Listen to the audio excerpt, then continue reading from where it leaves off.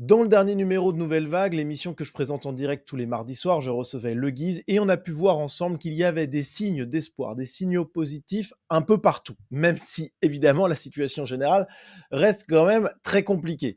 Donc on a vu ce côté positif dans l'actualité. Mais j'avais envie de voir avec vous quelque chose de beaucoup plus sombre parce qu'on doit rester conscient de ce qui nous attend si nous ne faisons rien. Et donc, j'essaye de rester le plus positif possible, mais il faut aussi avoir un regard lucide sur le monde d'aujourd'hui parce que sinon on n'est pas capable d'avoir le bon diagnostic et donc le bon remède derrière. Et pour ça, eh bien, il est nécessaire qu'on regarde droit dans les yeux la réalité de l'ensauvagement de ce pays. Je pense que c'est nécessaire d'ouvrir les yeux au maximum de Français là-dessus. N'hésitez pas d'ailleurs à diffuser cette vidéo au maximum parce que, vous le savez, l'algorithme YouTube est pas forcément toujours facile. Donc, n'hésitez pas à aimer cette vidéo, à la commenter et puis à la diffuser directement auprès de vos proches. Je pense que c'est un sujet essentiel qu'on est en train de voir. Il faut que les Français comprennent à quel point on est en train de se diriger vers la catastrophe et il faut réagir, tout simplement. Mais avant de réagir, il faut déjà être conscient de ce qui se passe. Alors, on est à Nantes. On voit des jeunes, hein, avec beaucoup de guillemets, nos pépites, qui pleines d'inventivité ont décidé, eh bien, d'aller, piquer une moto. Bon, alors ils y arrivent pas. Ils galèrent, ils ont un peu de mal, pourtant ce sont des ingénieurs théoriquement, hein, mais ils y arrivent pas, donc ils la font tomber.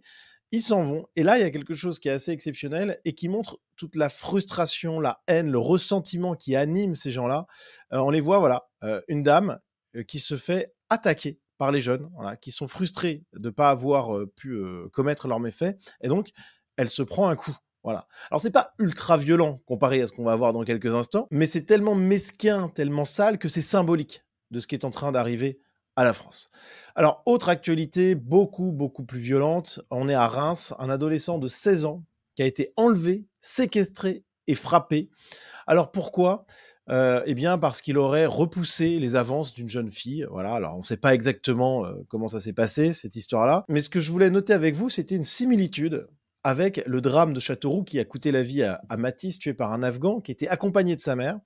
Et là, dans cette affaire, selon une source policière, la victime aurait refusé les avances d'une jeune fille et serait, selon les premiers éléments de l'enquête, tombée dans un guet-apens organisé par le frère, le cousin et la mère de la jeune fille. Et donc vous voyez que là, il y a quelque chose de complètement hors norme. Enfin, hors norme pour nous, Français autochtones, pour nous, Européens, parce que c'est étrange ce qui s'est passé là. Je n'ai pas les tenants et aboutissants, mais de voir que la mère est impliquée, elle a organisé le guet-apens avec des gens de la famille, ça sent quand même des choses qui viennent pas forcément de chez nous. Et c'est quelque chose, malheureusement, on va devoir s'habituer si on n'en finit pas avec le gauchisme, avec l'immigration extra-européenne. Voilà, des parents qui décident de commettre des actes de violence avec leurs enfants. Voilà, j'avoue que j'ai du mal à concevoir ça. C'est, je sais pas, j'arrive pas à comprendre. C'est un autre monde en fait. Autre drame à Argenteuil, un adolescent de 17 ans entre la vie et la mort après une rixe. Le drame a eu lieu sur la dalle d'Argenteuil, donc on est dans une cité remplie d'immigrés extra-européens. Une rixe qui a eu lieu entre une vingtaine d'individus, dont certains armés de barres de fer, bon vous connaissez la musique, et bien sûr blessures à l'arme blanche puisqu'ils se battent avec des couteaux, ces gens-là, c'est un grand classique. Mais vous voyez l'ensauvagement avec des rixes mortelles qui se multiplient. On a eu la même chose non plus à Argenteuil, où là, ça paraît presque logique finalement, mais à Angoulême. Angoulême, c'est quand même une ville qui a longtemps été préservée, même si ça fait plusieurs années maintenant que ça commence à être un petit peu plus compliqué. Et donc, on a eu un adolescent de 15 ans qui a été agressé à coups de marteau, de batte et de machette. Donc là encore, petite signature ethnoculturelle. En tout cas, c'est un indice. Donc là où c'est une actu qui est importante, c'est que ça touche même des villes qui sont quand même théoriquement, à l'écart des ravages de l'immigration extra-européenne. On a une autre actualité, à Nice, venu voler des lingots d'or, il dépouille une nonagénaire à son domicile de Nice. Alors, l'histoire est horrible, hein. 3 heures du matin, 2 juillet 2023, c'était il y a longtemps, mais le jugement a eu lieu là récemment. Une octogénaire a eu la peur de sa vie en découvrant penchés sur elle, alors qu'elle dormait dans son lit, 2 individus encagoulés. Mais imaginez la violence de la scène, hein. Les 2 hommes sont à la recherche des 6 lingots d'or d'un chirurgien à la retraite, selon un tuyau donné à l'un d'eux. Dotée d'un sang-froid presque surhumain, la victime explique calmement qu'elle vit seule. Son époux, qui n'était pas chirurgien, est décédé 2 ans plus tôt. Les malfaiteurs, évidemment, ne s'arrêtent pas là. Ils volent des bijoux, ils volent sa carte bancaire, son code confidentiel, etc. etc. Bon. 9 mois plus tard, les 2 malfaiteurs sont identifiés grâce à l'ADN de l'un d'eux. Abdelrahman Ouid Khattab et Hissène Ben Abdeljelil. Voilà. Le premier, Abdel, c'est un père de famille de 31 ans en situation irrégulière. Voilà. Grand classique en France, on s'en étonne même plus. Quant à l'autre, Hissène, eh bien, il venait de sortir de 7 ans de prison. Voilà, 7 ans de prison. Et puis, c'est d'ailleurs son excuse hein, pour avoir commis ce vol. Il dit j'étais sorti de prison, il fallait donc que je gagne de l'argent. Quoi. Bon, vous voyez un peu la mentalité. Et là où c'est fou, c'est que le type, donc clandestin pour l'un, et l'autre, sorti de prison, donc 7 ans de prison en France, faut le vouloir, hein, c'est pas rien. Ils vont cambrioler une vieille femme, ils lui mettent la peur de sa vie, et ce qui est incroyable, c'est que les types n'ont été condamnés qu'à 4 ans de prison pour celui qui avait fait de la prison avant, et 2 ans pour son complice clandestin. Donc ça, c'est le laxisme judiciaire français. Évidemment que ça va continuer, ce genre de choses. C'est aussi ça que je veux vous dire avec cette vidéo. Je vous montre déjà l'ensauvagement de la France, parce que je pense que c'est nécessaire que les gens s'en rendent compte. Mais cet ensauvagement, il va aller de pire en pire si on n'en finit pas avec le gauchisme, dont le laxisme judiciaire est un avatar mortel pour le pays. Dans un pays normal, ces gens-là, ils auraient pris 15-20 ans de prison, minimum, minimum. Le type qui sort de prison et qui commet un vol derrière, c'est 20 ans de prison, et derrière, expulsion, bien entendu, dans son pays d'origine. Pour le clandestin, c'est pareil, c'est 15 ans de prison. Voilà, il n'y a même pas de débat, en fait. Tous les gens normaux, de bon sens, sont d'accord avec ça. Autre actualité où ça a beaucoup fait le tour des réseaux, on est en Belgique cette fois-ci, parce que le mal qui touche la France, malheureusement, n'est pas restreint à notre pays, mais il touche bien toute l'Europe, et notamment l'Europe de l'Ouest. Et c'est important, je trouve, d'en parler.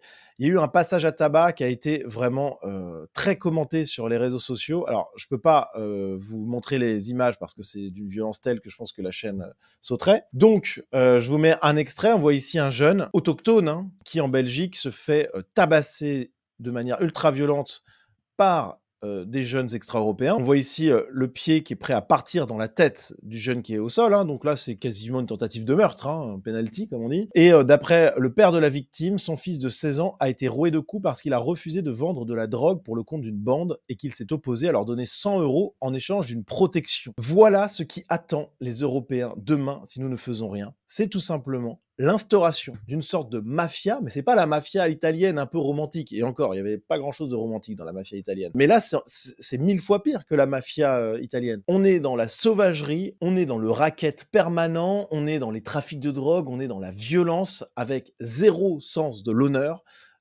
C'est un drame absolu qui attend les Européens si on fait rien. Imaginez la France dans 40 ans, avec les courbes démographiques, avec le changement de population et tout, enfin...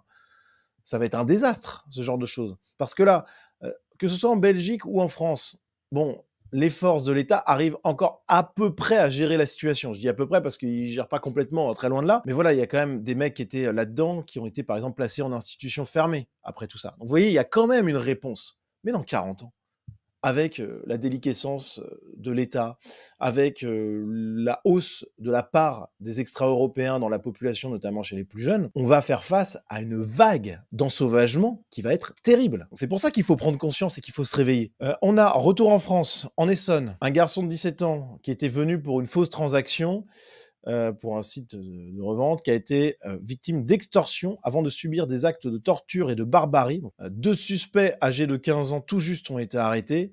Et voilà, il s'est fait uriner dessus quand même. Donc c'est un comportement d'animaux. C'est d'ailleurs ce que notent hein, les enquêteurs. Hein. Voilà. Il a été mis à poil et ils lui ont pissé dessus. Je ne sais pas quoi vous dire de plus. J'emploie des mots vulgaires, j'en suis désolé, mais parce que effectivement, on est face à des comportements d'animaux qu'il faut caractériser comme tels. Et il faut que ça rentre dans l'esprit des gens crûment. Voilà.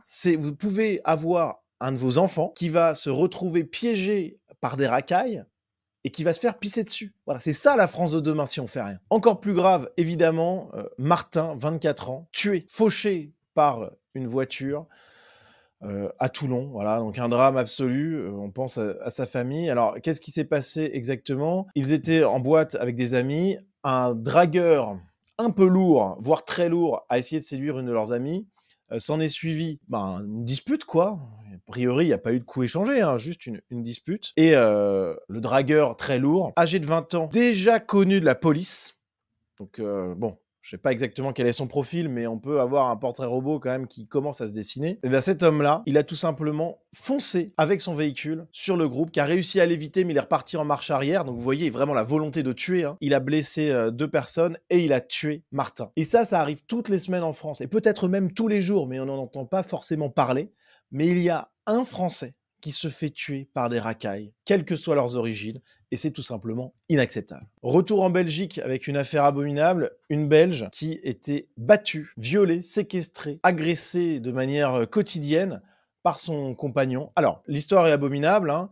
Je ne vais pas revenir sur tous les détails de l'affaire parce que ça n'a aucun sens, mais elle était traitée comme un chien au sens presque littéral, puisqu'elle était forcée même à manger des croquettes pour chiens. Enfin, vous voyez l'horreur de tout ça. Et pour avoir une idée du profil du coupable, eh bien, on va voir ce que dit ce média belge.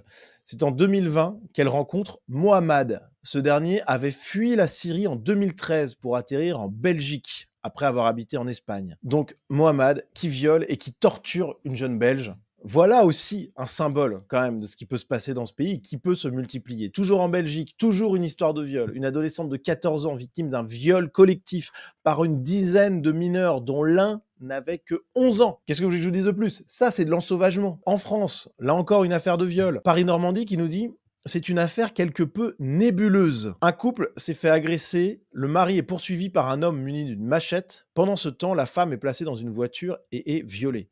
Moi, j'appelle pas ça nébuleux, hein. J'appelle ça immonde, horrible, inacceptable. Mais bon, pour les journalistes de Paris-Normandie, c'est nébuleux. Bon. Donc vous voyez, voilà, là encore, le viol, la violence ultime, les coups de machette, là encore, hein, pour la petite signature ethnoculturelle. Voilà, c'est l'ensauvagement du pays. On ne peut pas le nier. Autre drame absolu, à Toulouse, de longues minutes d'horreur, une adolescente de 16 ans qui a vécu un calvaire. Une lycéenne de 16 ans a été victime d'une violente agression. L'adolescente venait de terminer sa journée de cours et patientait à un arrêt de bus lorsqu'elle a été abordée par un homme. Rapidement, l'agresseur a sorti un couteau et s'est mis à menacer la lycéenne. Il l'aurait contraint à la suivre jusqu'à une voiture stationnée un peu plus loin et à monter dedans. Et puis, finalement, il a pris le volant pour se rendre dans un lieu isolé et il l'a contraint à un acte sexuel, donc un viol. Le tout en profitant pour lui soutirer quelques euros qu'elle avait sur elle. Enfin, la sauvagerie, c'est un comportement barbare, voilà. Donc tous ces événements-là, ils montrent qu'en France, mais aussi en Belgique, dans le monde occidental de manière générale, là où le gauchisme règne, où le laxisme judiciaire règne et où l'immigration extra-européenne se déverse, eh bien, on a un ensauvagement. On a une tiers-mondisation du pays. Et c'est absolument inacceptable. On ne peut pas rester sans rien faire parce que le monde de demain, si on ne fait rien, ça sera cette vidéo-là que je vous ai présentée, mais puissance 10. Parce que tous ces événements-là, ça a eu lieu sur les quelques derniers jours. Vraiment, c'est un truc de fou. Donc on ne peut pas accepter ça. Il y a un sujet qui pour moi est essentiel là-dedans, qui doit être, à mon avis, l'un des piliers du combat politique de tous ceux qui veulent sauver le pays. C'est la lutte contre le laxisme judiciaire. J'en ai fait une vidéo, réinsertion contre dissuasion. Je vous explique le laxisme judiciaire. Je vais vous mettre le lien en description. Je vous invite vraiment à la voir. Pour moi, c'est l'une des vidéos les plus importantes que j'ai faites, qui n'a pas été vue tant que ça, a été publiée en septembre dernier. J'avais reçu dans un numéro de Nouvelle Vague Pierre Marisseff de l'Institut pour la Justice. On avait parlé du laxisme judiciaire avec lui. Et il était d'ailleurs totalement d'accord avec le discours que j'avais tenu dans cette vidéo, donc j'étais content de la prendre et ça montre bien que j'avais identifié un problème vraiment essentiel. Donc voilà, les amis, vraiment regardez cette vidéo, diffusez tous ces faits divers abominables autour de vous parce que le premier combat pour sauver le pays, sauver notre civilisation, c'est vraiment de faire en sorte que les Français et les Européens d'ailleurs se réveillent, qu'ils prennent conscience qu'il y a un problème majeur avec tout ce qui se passe dans le pays et qu'il faut que ça change, tout simplement. Donc voilà, diffusez cette vidéo, mettez un petit commentaire pour le référencement, mettez un petit j'aime aussi, même si le sujet est abominable, j'en conviens bien. Et puis malgré tout ce que je vous ai dit, hein, on n'oublie pas qu'il y a quand même des preuves d'espoir partout. J'en parle dans l'émission Nouvelle Vague numéro 133, publiée ce mardi avec le Guise. Donc n'hésitez pas à aller la voir, vous avez le chapitrage minuté, parce que ça va quand même vous remonter le moral. Même si la France s'enfonce dans la sauvagerie, il y a quand même des signaux très positifs et on est vraiment en passe de pouvoir sauver ce pays. C'est vraiment possible, j'y crois complètement. Mais la situation, je vous le cache pas, hein, je suis honnête, elle est quand même un peu dramatique. Bref, merci les amis d'avoir suivi cette vidéo jusqu'au bout. N'hésitez pas à soutenir mon travail, vous pouvez le faire. Vous avez en description de cette vidéo un lien vers ma page Tipeee qui vous donne accès à la communauté Sunrise avec du contenu exclusif. Vous avez aussi la possibilité en description de faire un don ponctuel pour la chaîne, ça sera vivement apprécié évidemment. Merci pour tout et à très vite.